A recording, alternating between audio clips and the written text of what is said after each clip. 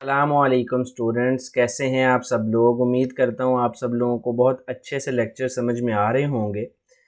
आज हम डिस्कस करने वाले हैं written and spoken genres across cultures. जैसे कि मैंने प्रीवियस वीडियो लेक्चर में आपको बताया था, ये ऊपर आई पे क्लिक कीजिएगा, आपको वो लेक्चर मिल जाएगा।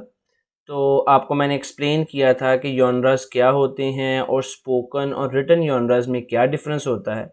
तो आज हम प्रिसाइसली डिस्कस करने वाले हैं कि डिफरेंट कल्चर्स के अंदर रिटन और स्पोकन जॉनर्स के अंदर क्या डिफरेंस पाया जाता है। मिसाल इससे ये है कि अगर एक स्पेसिफिक जॉनरा है किसी एक सेटिंग के अंदर, हो सकता है कि एक सोसाइटी के लोग उस जॉनरा को डिफरेंट अंदाज से यूज़ करते हों और दूसरे डिफरेंट अंदाज से इस्तेमाल करते हों। जैसे एक हमारे पास रिटन जॉनरा लेटर का अगर मिसाल के तौर पे हम ले लेते हैं, या ईमेल राइटिंग को ले लेते हैं, तो हर सोसाइटी के अंदर हर हर कल्चर के अंदर आपको उस स्पेसिफिक जॉनरा के अंदर भी डिफरेंट वेज दिखाई देंगे, डिफरेंसेस और कुछ सिमिलैरिटीज़ और कुछ डिफरेंसेस नज़र आएंगे कल्चर टू कल्चर और नेशंस टू नेशन। तो विदाउट वेस्टिंग टाइम हम इसको मज़ीद डिटेल में स्टडी करते हैं। Written genres contrastive rhetoric. अच्छा, बुनियादी तौर पर कंट्रास्टिव रेटोरिक वो स्टडी है जिसके अंदर हम डिफरेंट जॉनरास को स्टडी करते हैं कि वो किस तरह से कल्चर टू कल्चर वेरी करते हैं डिफरेंट कल्चर्स में। The area of research known as contrastive rhetoric और more recently intercultural rhetoric। जैसे कि rhetoric से एक जनरल वर्ड है जिससे मुराद है कि the way you use language, आपका लैंग्वेज को यानी कि एक्सपर्टीज़ कैसी हैं आपकी लैंग्वेज में, आप लैंग्वेज को किस तरह से जो है एक्सपीरियंस्ड मैनर में यूज़ कर रहे हो। Which looks at the use of genres across culture. अब स्टडी में इस एरिया में हम स्टडी ही ये करते हैं कि लैंग्वेजेस को डिफरेंट जॉनरास में किस तरह से यूज़ किया जाता है, कल्चर टू कल्चर क्या जॉनर्स के डिफरेंसेस हमारे पास आते हैं। Many studies in the area of contrastive and intercultural rhetoric have focused on the discourse structure of academic writing in different languages and cultures। अब academic writing में हमने ये देखा कि discourse structures का यानी लैंग्वेज को यूज़ करना, स्ट्रक्चर को जो लैंग्वेज के अंदर स्ट्रक्चर है उसका क्या डिफरेंस है डिफरेंट कल्चर्स के अंदर। अब हमारे पास स्पेसिफिक जॉनरा क्या है, एकेडमिक राइटिंग है, ठीक है। अब डिफरेंट कल्चर में इस ख़ास स्पेसिफिक जॉनरा को डिफरेंटली कैसे यूज़ किया जा रहा है, इस चीज़ को स्टडी किया गया। यानी जॉनरा जो है स्पेसिफिक होगा, कोई एक होगा, टारगेटेड होगा और डिफरेंट कल्चर्स के अंदर उसको हम स्टडी कर रहे होंगे। तो थोड़ा सा पहले ये देख लेते हैं कि कंट्रास्टिव रेटोरिक का ओरिजिन क्या है, ये कहाँ से आया क्या ऐसी इसकी हिस्ट्री थी कि ये इतना ज़्यादा जो है इसको एक स्टडी का दर्जा मिल गया, एक एरिया ये बन गया। तो contrastive rhetoric has its origin in the work of Kaplan 1969, who examined different patterns in the academic essays of students from different several languages and cultures। तो ये एक स्टडी की गई थी और वो स्टडी के अंदर एकेडमिक एसेज ही डिफरेंट यानी कि आप कह लें कि कल्चर्स से लिए गए थे, डेटा लिया गया था और उनके डिफरेंसेस को मॉनिटर किया गया था, एग्जामिन किया गया था। Although Kaplan has since revised his strong claim that differences in academic writing in different languages are the result of culturally different ways of thinking। अब वो रीज़न भी साथ स्टेट कर रहा है कि ये जॉनरा सेम होने के बावजूद डिफरेंसेस क्यों होते हैं, क्योंकि different Nations, different cultures different ways में सोचते हैं चीज़ों को।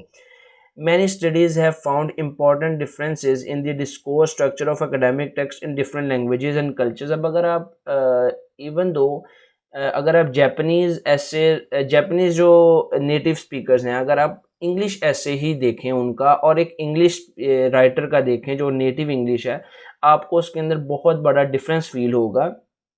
अभी ये तो मैं बात ये कर ही नहीं रहा कि आप जापानीज़ लैंग्वेज में ऐसे देखें और इंग्लिश का इंग्लिश लैंग्वेज में, इंग्लिश स्पीकर का इंग्लिश लैंग्वेज में देखें, बल्कि मैं ये कह रहा हूँ कि आप एक सेकंड लैंग्वेज यूज़र का फर्स्ट लैंग्वेज यूज़र के साथ अगर आप देखेंगे ना, कंपैरिजन करेंगे, तो स्टिल आपको उसके अंदर जो है डिस्कोर्स स्ट्रक्चर का डिफरेंस मालूम होगा कि दोनों का बात करने का अंदाज़ और उस एक स्पेसिफिक जॉनरा को यूज़ करने का अंदाज डिफरेंट होगा, सेम नहीं, आपको उसमें सिमिलैरिटी कम और डिफरेंस आपको ज़्यादा मिलेगा। अब डिफरेंट स्टडीज़ की गई हैं और उनकी फाइंडिंग्स क्या हैं, ये हम स्टडी कर लेते हैं। तो कैहील ने 2003 में for example argues that in Chinese and Japanese essay writing for example the discourse structure is not always as different from English essay writing as it is sometimes supposed. यानी उसने एक फाइंडिंग की और उसने देखा कि बहुत ज़्यादा हमें डिफरेंसेस नहीं मिलते, लेकिन उसने ये क्लेम नहीं किया कि बिल्कुल ही डिफरेंसेस नहीं होते। तो उसने साथ ये भी बताया कि इंग्लिश ऐसे राइटिंग जो है for example the discourse structure is not always as different from English ऐसे writing as it is sometimes supposed. सोचा ये जाता है कि बहुत डिफरेंस होगा, लेकिन इतना डिफरेंस नहीं होता, लेकिन डिफरेंस होता है। लेकिन ने 1997 में आर्ग्यू किया that many stylistic and discourse devices, जो कि हम डिवाइसेस यूज़ करते हैं, more over, how ever, in that manner, for example, ये तमाम द डिवाइसेस होती हैं और बहुत सी पोइटिक डिवाइसेस होती हैं, स्टाइलिस्टिक डिवाइसेस होती हैं, एनाफोरा, कैटाफोरा, इन सब की वो बात कर रहा है। Lecky argues that many stylistic and discourse devices that are said to be typical of Chinese, Japanese and Thai writing, for example, also occur in certain contexts in English। तो उसने एक स्टडी की और उसने बताया कि इंग्लिश में भी वो वाली स्टाइलिस्टिक और डिस्कोर्स डिवाइसेस इस्तेमाल हो रही होती हैं इक्वली। साथ साथ features that are said to be typical of English writing appear on occasion in other languages as well. तो ऑब्वियसली लैंग्वेज जो होती है उनकी बेसिक्स तो सेम ही होती हैं ना, लेकिन जॉनरा को यूज़ करना किसी हद तक डिफरेंसेस भी मिलेंगे, आपको सिमिलैरिटीज़ भी मिलेंगी। तो इन्हीं की ऊपर जो है फाइंडिंग्स दी गई हुई हैं। स्पोकन जॉनराज अक्रॉस कल्चर्स, अब जिस तरह से हमने रिटन जॉनरा को देखा एकेडमिक राइटिंग को, इसी तरह स्पोकन जॉनरा की भी रिसर्च की गई। तो नकानिश ने 1998 में examination of how going on a first date in Japanese which is in his study meant mostly having dinner with someone for the purpose of getting to know them better. अब एक study की गई, उसमें Japanese जो हैं उनको और Americans को एक इन्वायरमेंट ऐसा दिया गया कि वो डेट पे गए हैं एज अ कपल, और उनकी फाइंडिंग्स को स्टडी किया गया। बिकॉज हम स्पोकन जॉनरा पढ़ रहे हैं, तो स्पोकन जॉनरा यहाँ पे डेट का इन्वायरमेंट जो है वो स्पेसिफाई कर दिया गया, और उसके अकॉर्डिंगली जो है डिफरेंसेस देखे गए जापानीज मैन एंड वीमेन के और अमेरिकन मैन एंड वीमेन के। बाकी आप इस वीडियो को रोक के ये पूरा टेक्स्ट स्टडी कर सकते हैं, बाकी मैंने एक्सप्लेन आपको कर दिया है। तो क्या फाइंडिंग्स में आपको डिफरेंसेस मिले, तो जापानीज क्या है, the Japanese women were much less hesitant in expressing their ideas and feelings. यानी जापानीज कल्चर में क्या उन्होंने देखा कि जापानीज वुमेन जो बिल्कुल हेजिटेशन का शिकार नहीं थी अपने आप को एक्सप्रेस करने में। दूसरी तरफ American women were supportive but not that proactive, उतनी ज़्यादा चार्ज अप नहीं थी जितनी जापानीज वुमेन थी। यानी उनका स्पोकन जॉनरा को यूज़ करने का मैनर स्लाइटली जापानीज वुमेन से डिफरेंट था। सेकंड क्या है कि Japanese women avoiding silence during the date and asking a lot of questions to find out more about their dating partner. अब वो साइलेंस को बहुत ज़्यादा अवॉइड कर रही थी जापानीज वुमेन, और वो इसको एक अच्छा साइन नहीं समझती कि डेट के अंदर अगर साइलेंस बहुत ज़्यादा है तो it mean it's not a good date, वो एक अच्छी डेट नहीं गई है।